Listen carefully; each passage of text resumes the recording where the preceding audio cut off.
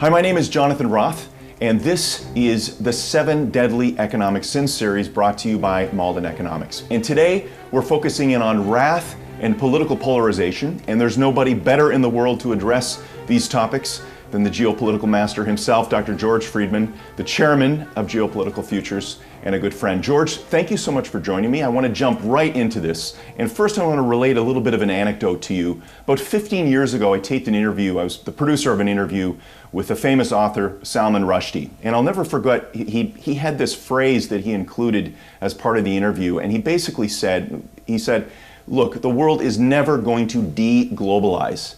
And yet, deglobalization is what we're seeing almost everywhere when it comes to issues around populism and immigration, what's happening particularly in the US and Europe along those fronts. Where do you see things going yourself on these fronts, and do you see any danger here? Well, in one sense, the world has been globalized since the 15th century. Ever since the wealth of Latin America flowed to Europe and drove the economy there. And ever since the Silk Road has opened up, it's always been globalized. So the first thing is that globalization isn't new. What was new was the fantasy that I'll call the Walt Disney fantasy. It's a small world after all. It's not a small world after all.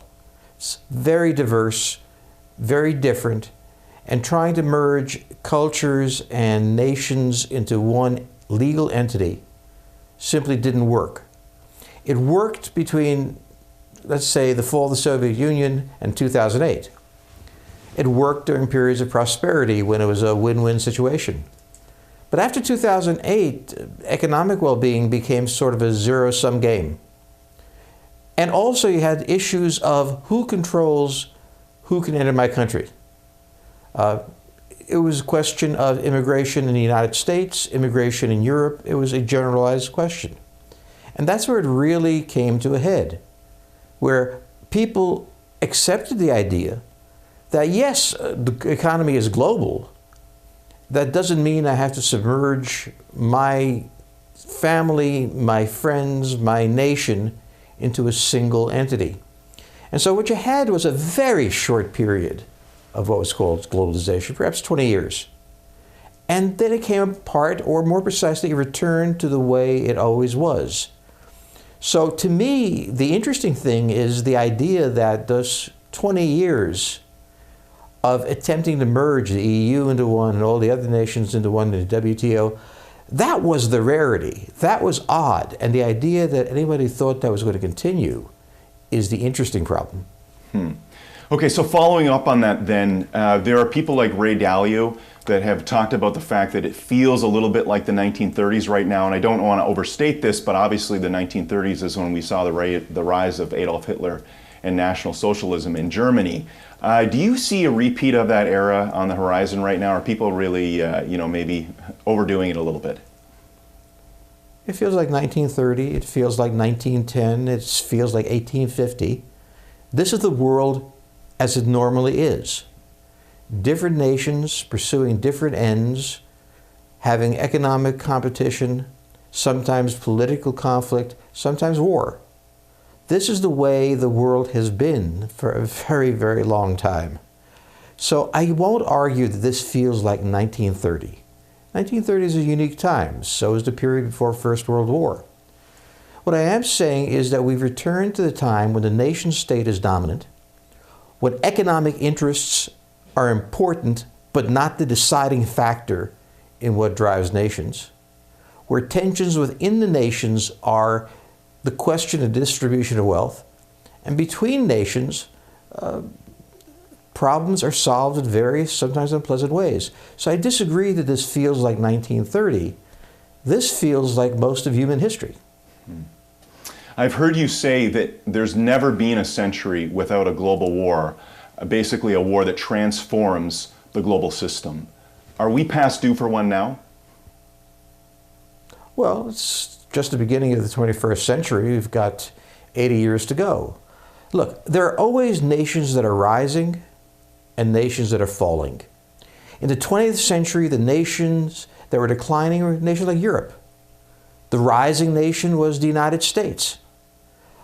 as these nations rise and fall, a natural process of conflict results. Not necessarily between the rising and the falling, but in various other constellations. Right now, in my mind, we have declining nations. China is one. I know everybody thinks China's rising, but when you take a close look, it's in trouble. Russia is a pale shadow of what it was during the Soviet period, although this rise is different. There are other countries that are rising or have risen. Japan, the world's third largest economy, socially stable, able to withstand all sorts of economic problems, and now building a substantial military force. Turkey, which appears to be a complete disaster for everyone who looks at it, actually resembles the United States when it rose. Remember, the United States in 1865 had 650,000 dead in the Civil War.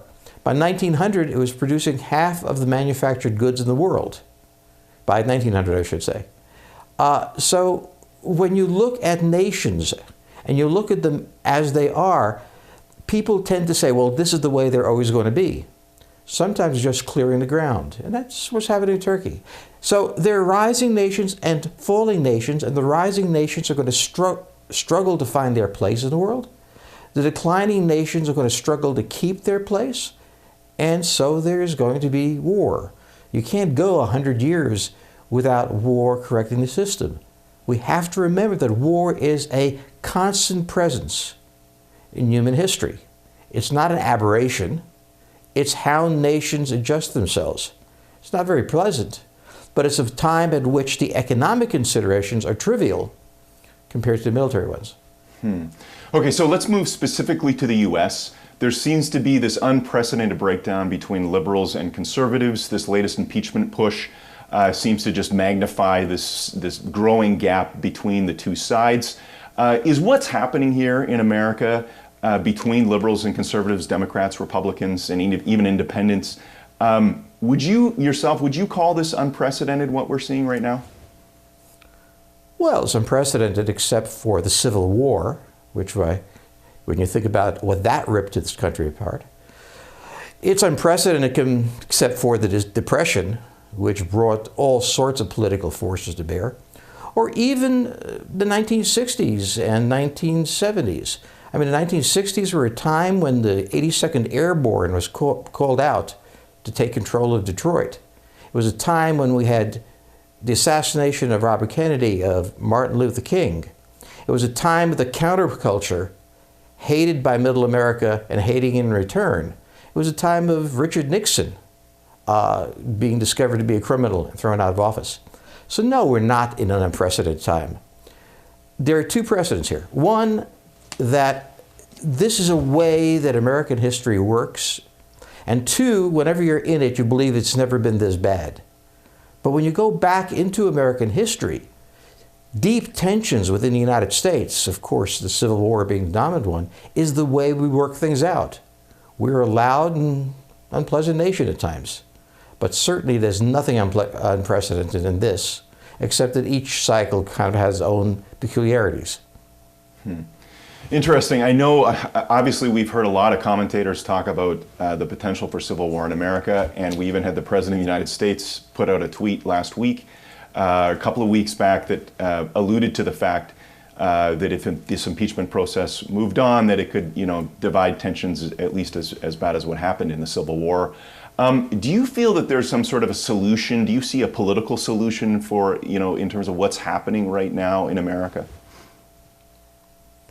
Well, what's happened in America is there's a deep disagreement between two factions. That's not new. Usually one declines and one rises. The two factions, one I'll describe as a technocracy, which can be anything from a professor to a president of Goldman Sachs. The people who claim authority based on their expertise. And then the declining class, the white working class, that has been reduced to income levels, particularly in the Midwest, that brought Donald Trump to power. Obviously, these two classes are going to be slugging it out. They're certainly slugging it out every day. The solution in the end is that both get transcended. So go back to Middle America versus the counterculture. What finally solves the problem? Well, one, the Middle America gets old.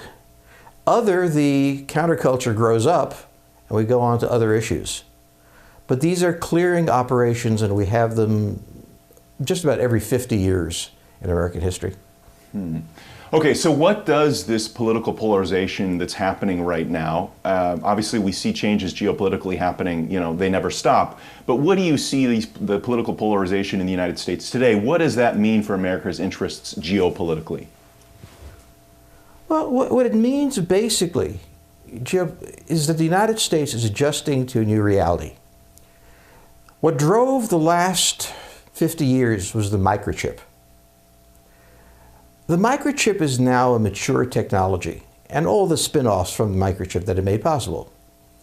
In 1915, when Henry Ford opened his major plant, that's the beginning of the auto industry in a way. 50 years later, 1965, the automobile is still there, it's important, it's routine, it's nothing new. We're in the same position. Microchip's economy is no longer high-tech. And one of the ways you see that is for the past few years, productivity hasn't grown at all in the United States. The large surges that took place in the 1990s, for example, year 2000s, after 2008, it goes away. So one of the things that changes the United States is a new technology that emerges. We had electricity, which transformed the cities. We had an automobile, which transformed the way we experienced the geography of the United States. The microchip, which transformed the way we do things, think about things. Well, these have all reached the point of automobiles in 1965. The marketing people have produced a new iPhone, this time with beveled edges. They can't think of anything new to add.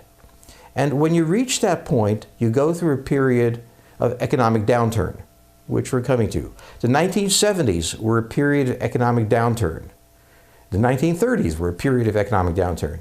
We are now moving into a period where fantastic wealth is going to decline. And one of the reasons you look at it is money is so cheap because there is so little to invest in, and there's so much money that you have a massive imbalance in the system. But that's because the U.S. develops so quickly. No other nation develops new technologies, new social structures as rapidly as the United States does. And that means the cycles are shorter and more intense. And one of the things you see with Donald Trump and this administration and this fight is the preface, not the beginning, not the end, but not even the middle, just the beginning of the kind of uncertainty that finally led, for example, to the election of Ronald Reagan, who changed the tax structure, or Franklin Roosevelt, or Rutherford B. Hayes, who created the gold standard. These things happen, they take place, and we live through them. And everybody believes, like Charles Dickens said, this is the best of times, and these are the worst of times, and everybody's trying to figure out which it is. But to kind of pin you into a corner here, George, so do you feel we're approaching some sort of a historical moment for the United States, maybe similar to Pearl Harbor, similar to what happened, at Harper's Ferry and what happened with the beginning of the Civil War? Are we reaching some sort of historical moment in America? We have been in a historical moment. Ever since the collapse of the Soviet Union, the United States is the world's only global power. It has by far the largest economy. It's the largest importer. It has the largest military that can reach anywhere in the world. And all you say about these other countries, they're not even close. The United States now is an empire. But it doesn't want to be an empire. It wasn't created to be an empire. It doesn't know how to be an empire. So the United States is trying to find its balance and has been trying to find its balance. In the midst of this, you have these economic cycles. But the situation is like Britain. And when it began to be an empire, it faced a third world country that it couldn't defeat. That's the United States. And out of that came economic crises and everything else. The creation of great nations and empires is always built on instability and uncertainty and tension and fear. it's not a clean process. It's kind of like the birth of humans. It can be messy. Well, George, listen, I always appreciate your insights. Thank you so much for joining me today.